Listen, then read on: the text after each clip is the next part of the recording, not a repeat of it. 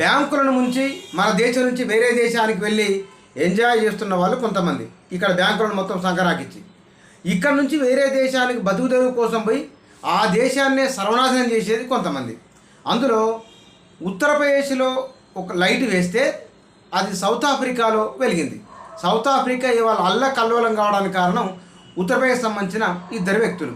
అది ఎక్కడ ఉత్తరప్రదేశ్, ఎక్కడ ఆఫ్రికా ఖండం, అసలు ఏం జరిగింది ఒకసారి చూస్తే కనుక ప్రస్తుతం సౌత్ ఆఫ్రికాలో ఆ దేశ మాజీ అధ్యక్షుడు జైలు పాలయ్యిండు.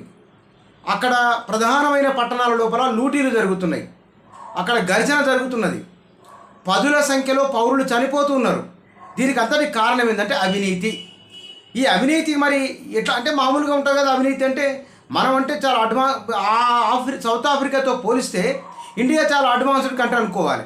అక్కడ వాళ్ళు ఇంకా ఇన్నోసెంట్స్, వాళ్ళకి ఇవన్నీ ఇన్ని కుట్రలు కుతంత్రాలు ఇవన్నీ తెలియవు. చాలా నిన్న మొన్న స్వతంత్రం వచ్చింది వాళ్ళకి, అంటే కొద్ది ఏళ్ళ కిందనే. అది నెల్సన్ మండేలా తన జీవితం మొత్తాన్ని ఆ సౌత్ ఆఫ్రికా కోసం అంకితం చేస్తే ఆ దేశానికి స్వతంత్రం వచ్చింది. ఆయనతో పాటు ఆ స్వతంత్ర ఉద్యమంలో పాల్గొన్న జాకబ్ జూమా, ఆయన ఆ దేశ మాజీ అధ్యక్షుడు, 2009 నుంచి 2018 వరకు ఆ దేశ అధ్యక్షుడు పనిచేసిండు. స్వతంత్ర ఉద్యమంలో పాల్గొన్న ఒక నాయకుడిని భ్రష్టు పట్టించారు ఇక్కడ నుంచి పోయిన వాళ్ళు. అది మనోళ్ళే, ఉత్తరప్రదేశ్ వాళ్ళు. ఇవాళ అక్కడ ఈ మొత్తం ఎపిసోడ్ ఇక్కడ వాళ్ళు ఆ ఎపిసోడ్ మొత్తం చేసి అక్కడ పెడతారుకొని మళ్ళీ ఇక్కడ వచ్చేసిన వాళ్ళు గోయిందా. అక్కడ దేశం అంటుకొని పోతుంది, ఇక్కడ వీళ్ళు వచ్చేసిండు. దీనికి సంబంధించి మొత్తం వివిధ అంతర్జాతీయ జాతీయ కథనాలు మీడియాలో వచ్చిన మొత్తం స్టోరీలు చూస్తే కనుక ఈ మొత్తం ఎపిసోడ్ అంతా ఇక్కడ నుంచి ప్రారంభమైపోయి అక్కడ ఎండ్ అయిపోయింది. ఇవాళ లూటీలకు ఈ శివకుమార్ గుప్తా అనేట ఆయన ఉత్తరప్రదేశ్లో ఒక డీలర్, మామూలు రేషన్ డీలర్. ఆయనకు 3 కొడుకులు. ఈ 3 కొడుకులలో అతుల్, అజయ్, రాకేష్ అనే వాళ్ళు ఉన్నారు. ఈయన ఒక ఆయనేమో ఢిల్లీలో కంప్యూటర్ల వ్యాపారం చేసుకుంటూ బతుకుతున్నాడు.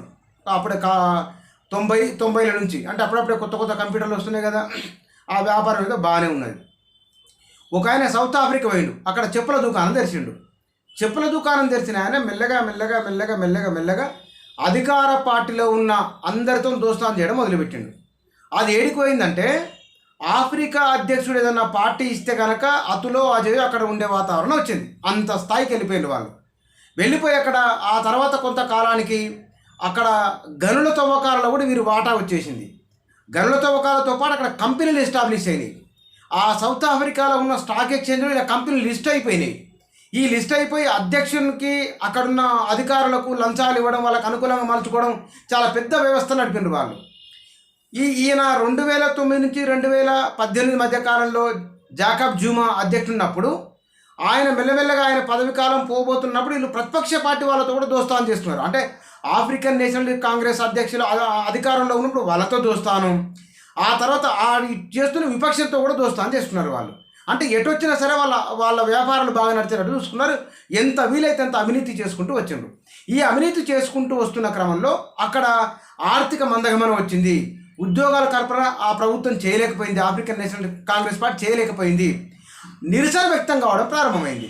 ఈ నిరసన వ్యక్తమై ఆయన పదవే కోల్పోవాల్సి వచ్చింది. అప్పుడు ఈ అవినీతి వ్యవహారాలు మొత్తం మెల్లమెల్లగా ఒక్కొక్కటి బయటకు వచ్చినాయి. పైగా ఈ అతులు అజయ్ వాళ్ళు అక్కడ వాళ్ళ కుటుంబంలో మ్యారేజ్ చేసుకుంటే ఆఫ్రికాలో ఉన్న వాళ్ళకే అదిరిపోయేటట్లు వీళ్ళు ఫంక్షన్ చేసిన అక్కడ పెళ్లి చేసుకున్నారు. అసలు ఇంత డబ్బు ఎక్కడిది, ఇంత అంగరంగ వైభవంగా ఎక్కడి నుంచో బతకడానికి వచ్చి ఇట్టడ చేసుకునే అనుమానం వస్తుంది కదా, వాళ్ళకి అట్లే వచ్చింది. అక్కడ ఎన్జిఓలు, మీడియా అందరూ కూడా తీవ్ర స్థాయిలో విమర్శలు చేయడం మొదలుపెట్టినారు. అప్పుడు జాకబ్ జూమా మీద ఎంక్వైరీ స్టార్ట్ అయింది న్యాయస్థానానికి పోయిన అక్కడ ఎంక్వైరీ కూడా స్టార్ట్ అయిపోయింది. న్యాయస్థానం చెప్పింది, జాకబ్ జూమా నీవు అవినీతికి పాల్పడినట్లు ఆరోపణలు వచ్చినాయి, నీ మీద విచారణ జరుగుతున్నది, మీరు దర్యాప్తు కమిషన్ ముందు హాజరు కావాలన్నారు.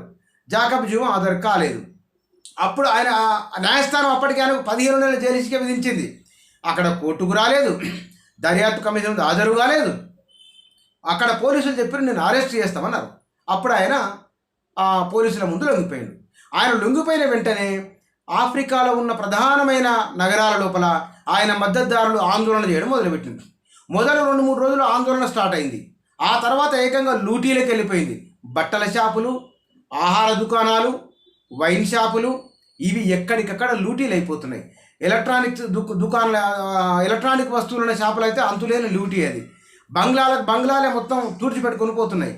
కొన్ని బంగ్లాలు ప్రభుత్వ ప్రైవేట్ ఆస్తులు ధ్వంసం అవుతున్నాయి, దగ్ధమైపోతున్నాయి. ఇదంతా ప్రస్తుతం సౌత్ ఆఫ్రికాలో ఉన్న సినారియో.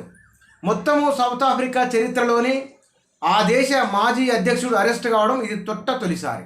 అంటే ఇక్కడ నుంచి మన వాళ్ళు పోయి అక్కడ ఆ దేశ రాజకీయాలనే ప్రభావితం చేసి చేయడం మంచిదే. వ్యాపారం చేసుకోవచ్చు, ఎంప్లాయ్మెంట్ ఇవ్వచ్చు, ఇంకా వీలైతే కనుక దాన్ని మరింత డెవలప్ చేయొచ్చు. వాళ్ళకు ఆదర్శప్రాయంగా నిలబడాలి. ఎందుకంటే ఆఫ్రికా ఖండానికి భారతదేశానికి ఎప్పటి నుంచో సంబంధాలు ఉన్నాయి. కాబట్టి ఈ సంబంధాల వీటన్ని మరింత మెరుగయ్యే విధంగా ఉంటే బాగుండేది. కానీ ఆ దేశ రాజకీయ వ్యవస్థనే అస్థిరత పాలు కావడానికి, అదో పెను సంక్షోభంలోకి వెళ్ళడానికి కారణమైన కడివాళ్ళు. ఇదంతా కూడా ఇది మొత్తం ఇంటర్నేషనల్ మీడియాలో, నేషనల్ మీడియాలో జాకబ్ జుమా అవినీతి గురించి, ఆ ఒక దేశ స్వతంత్ర సమరయోధుడే అవినీతి పాలై జైలు కూడడం అనేది వాళ్ళ ఆఫ్రికా ఖండంలోనే సంచలనమైన వార్త. ఇదంటే వ్యాపారం చేసుకోవడానికి పోతే బాగానే ఉండేదినేమో, కానీ వ్యాపారంతో పాటు ఇతర వ్యవహారాలు చేసిన కారణంగా ఆ దేశ స్వతంత్రోద్యమంలో పాల్గొన్న నాయకుడు, ఆయన వయసు 80 సంవత్సరాలు. 80 సంవత్సరాల వయసున్న ఆయన కూడా అవినీతి మకిలి అంటే ఆయన జైలు పాలు కావాల్సి వచ్చింది. వాళ్ళ ఆఫ్రికా ఖండమే అల్ల కల్లోలం అవుతుంది. ప్రధానంగా సౌత్ ఆఫ్రికా అంటేనే నెల్సన్ మండేలా. ఆ నెల్సన్ మండేలా తర్వాత ఆయనతో పాటు కలిసి పనిచేసిన ఈయన కూడా జైలుకు వెళ్ళడం అనేది, అంటే అధికారము అవినీతి అంటగాగితే ఎట్లా ఉంటుందో చెప్పడానికి, వ్యవస్థ వ్యక్తులు ఎట్లా పతనమవుతాయో చెప్పడానికి ఆఫ్రికా ఖండంలో ఇవాళ జరుగుతున్న పరిణామాలు ఒక లైవ్ ఎగ్జాంపుల్.